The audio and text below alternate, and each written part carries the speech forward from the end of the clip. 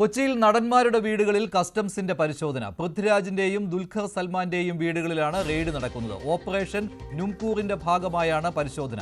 ഭൂട്ടാനിൽ നിന്ന് നികുതി വെട്ടിച്ച് വാഹനങ്ങൾ കൊണ്ടുവന്നതിനാലാണ് അന്വേഷണം നടക്കുന്നത്. കേരളത്തിൽ 30 ഇടങ്ങളിലാണ് റെയ്ഡ് നടക്കുന്നത്.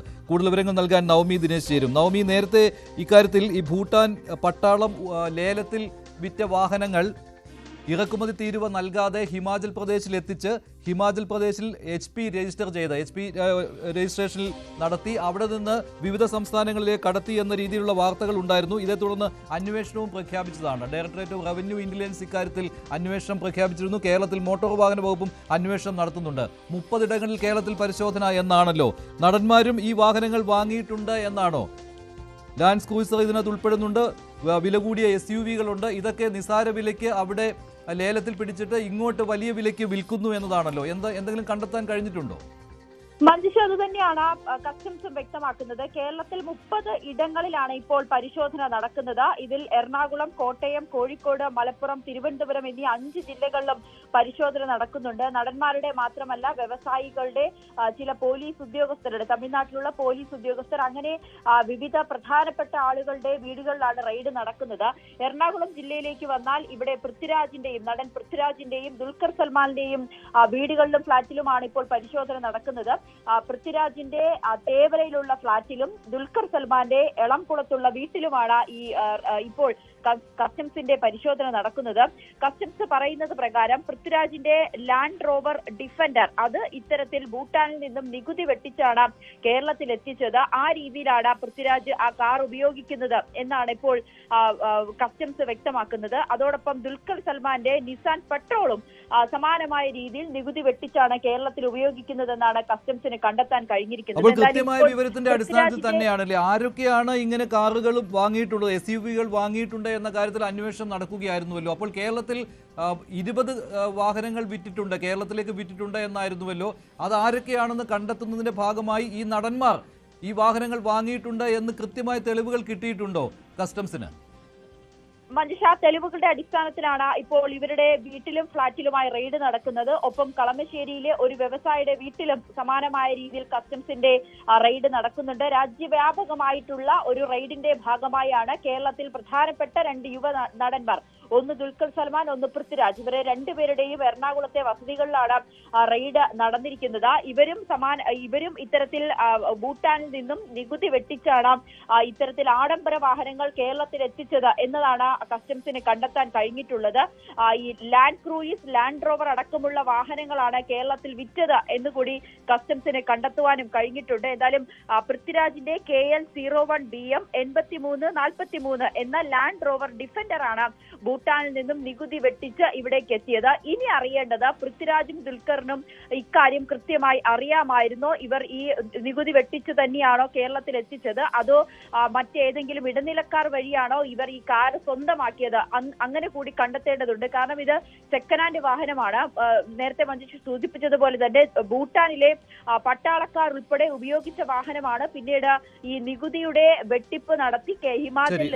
ഞാൻ ഒന്ന് ഇടപെടുകയാണ്. കൂടുതൽ വിവരങ്ങൾ ഇതേക്കുറിച്ച് കിട്ടും. ഇതിലിപ്പോൾ നേരത്തെ ഒരു 25 ലക്ഷം രൂപയ്ക്ക് ഒരു SUV വാങ്ങിയ ആളെ കണ്ടെത്തിയിരുന്നു. അദ്ദേഹം അന്ന് മൊഴിയായിട്ട് കൊടുത്തത് ഇത് അറിഞ്ഞിരുന്നില്ല, ഇതിങ്ങനെ ഒരു ഇടപാടുകാർ വന്നതാണ്, അങ്ങനെ വാങ്ങിയതാണ്, അത് ഭൂട്ടാനിൽ നിന്ന് കൊണ്ടുവന്ന വാഹനമാണെന്ന് അറിഞ്ഞിരുന്നില്ല എന്നാണ് അദ്ദേഹം കസ്റ്റംസിന് മൊഴി നൽകിയത്. ഇതേ തുടർന്ന് കൂടുതൽ പരിശോധന കൊണ്ട് ഇത് ഇന്ത്യ മുഴുവനായിട്ട് നടക്കുന്ന പരിശോധനയാണ്. ഏതാണ്ട് 150ഓളം വാഹനങ്ങൾ ഈ രീതിയിൽ ഭൂട്ടാൻ പട്ടാളം ലേലത്തിൽ വിറ്റ വാഹനങ്ങൾ ഇന്ത്യയിലേക്ക് കടത്തിയിട്ടുണ്ട്. അപ്പോൾ ഇറക്കുമതി തീരുവ കൊടുത്തിട്ടില്ല, ഇന്ത്യയിൽ അത് ടാക്സ് അടക്കേണ്ടതാണ്, അങ്ങനെ ചെയ്തിട്ടില്ല. അത് മാത്രമല്ല, ഇന്ത്യയിൽ ഉപയോഗിക്കണമെങ്കിൽ ഇന്ത്യൻ രജിസ്ട്രേഷൻ, ഇന്ത്യയിലെ ഏതെങ്കിലും സംസ്ഥാനത്തെ രജിസ്ട്രേഷൻ വേണം. അതിനുവേണ്ടി അങ്ങനെ കള്ളത്തരം കാണിച്ചതാണ് ഹിമാചൽ പ്രദേശിൽ രജിസ്ട്രേഷൻ എടുത്തുകൊണ്ട് അത് വിവിധ സംസ്ഥാനങ്ങളിലേക്ക് കടത്തിയത്. അതിന്റെ ഭാഗമായിട്ടാണ് കേരളത്തിലേക്ക് 20 വാഹനങ്ങൾ വിറ്റിട്ടുണ്ട് എന്നാണ്.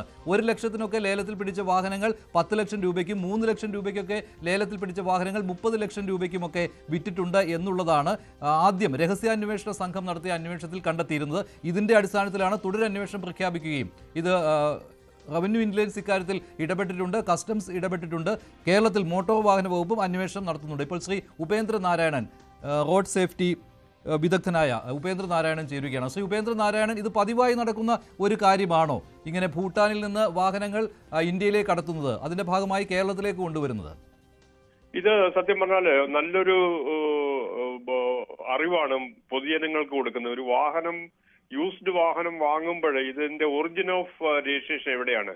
ഫോർ എക്സാമ്പിൾ, ഈ കാണുന്ന ന്യൂസിൽ കാണുന്നത് ലാൻഡ് റോവറിന്റെ ഡിഫൻഡർ 110 ഇഞ്ച് എന്ന് പറഞ്ഞത് ഡിഫൻസ് സ്പെസിഫിക്കേഷനിൽ മാത്രമുള്ള ഒരു വണ്ടിയാണ്.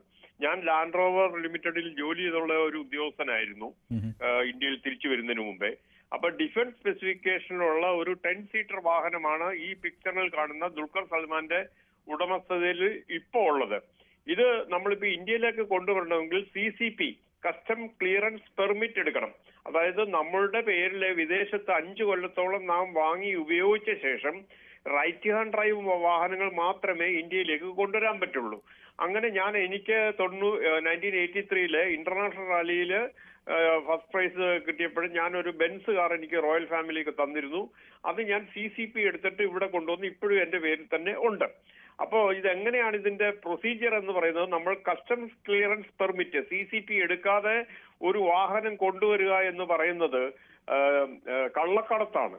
ഇത് സംഭവിച്ചേക്കുന്ന ഭൂട്ടാനിൽ നിന്നോ നേപ്പാളിൽ നിന്നോ വാഹനം ഓടിച്ചു കൊണ്ടുവരാൻ, ഹിമാചലിലേക്ക് ഓടിച്ചു കൊണ്ടുവരാനുള്ള റോഡ് നെറ്റ്വർക്ക് നമുക്കുണ്ട്. അപ്പോ അങ്ങനെ ഇത് കൊണ്ടുവന്നിട്ട് ഹിമാചൽ പ്രദേശിലെ HP 52 എന്ന ഡിസ്ട്രിക്റ്റിലാണ് ഇത് രജിസ്റ്റർ ചെയ്തേക്കുന്നത്. അപ്പൊ ഇതിനകത്ത് ഏറ്റവും വലിയ കുറ്റവാളി എന്ന് പറയുന്നത് HP 52ന്റെ RTO ആണ്. അതായത് ഷിംല റൂറൽ അല്ലേ? ഷിംല റൂറലിലാണ് രജിസ്റ്റർ ചെയ്തിരിക്കുന്നത് HP 52. അതെ അതെ അതെ. അപ്പോ ഈ പട്ടാളത്തിന്റെ ഡിഫൻസ് സ്പെസിഫിക്കേഷൻ എന്ന് വെച്ചാൽ സാധാരണ സ്പെസിഫിക്കേഷൻ 12 വോൾട്ട് ബാറ്ററി ഒന്നുമല്ല. ഇതിന് 24 വോൾട്ട് ബാറ്ററി ഉണ്ട്, ഡ്യുവൽ ഫ്യൂവൽ ടാങ്ക് ഉണ്ട്. അങ്ങനെ ഡിഫൻസ് സ്പെസിഫിക്കേഷൻ സാധാരണ പ്രൊഡക്ഷൻ ലൈനിൽ നിന്ന് മാറ്റി പട്ടാളത്തിന് വേണ്ടി മാത്രം ഉപയോഗിക്കുന്ന വണ്ടിയാണ് ഈ പറഞ്ഞ ഡിഫൻഡർ 110. ഇത് പിന്നെ മറ്റുള്ളവർ വാങ്ങുന്നത് എങ്ങനെ?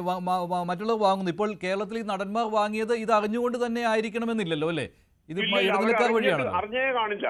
അങ്ങനെ അത് മാത്രമല്ല, ഈ ദുൽഖർ സൽമാൻ ഇങ്ങനെയുള്ള വാഹനങ്ങളോട് വലിയ ക്രേസ് ഉണ്ട്. എന്റെ കയ്യിൽ നിന്ന് അദ്ദേഹം 2 വാഹനങ്ങൾ മേടിച്ചിട്ടുണ്ട്. ഒരു BMW 740യും ഒരു മെർസിഡസ് ബെൻസിന്റെ 190Dയും മേടിച്ചിട്ടുണ്ട്. അദ്ദേഹത്തിന് ക്ലാസിക് വാഹനങ്ങൾ എന്ന് വെച്ച് കഴിഞ്ഞാൽ ഒരു 80കൾ 90കളുടെ മോഡലുകൾ. ഞാൻ കാറ് കളക്ട് ചെയ്യുന്ന ആളാണ്. എന്നോട് 2 കാറ് ദുൽഖർ മേടിച്ചിട്ടുണ്ട്.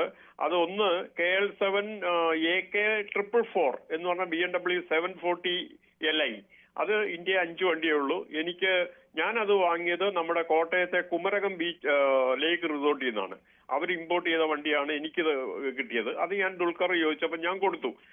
അങ്ങനെയാണ് ഞാൻ പറഞ്ഞത്. ഇതിന് ഈ സംഭവത്തിൽ വാങ്ങിച്ച പൃഥ്വിരാജിനോ നമ്മുടെ ദുൽഖർ സൽമാനോ യാതൊരുവിധ പങ്കും കാണില്ല.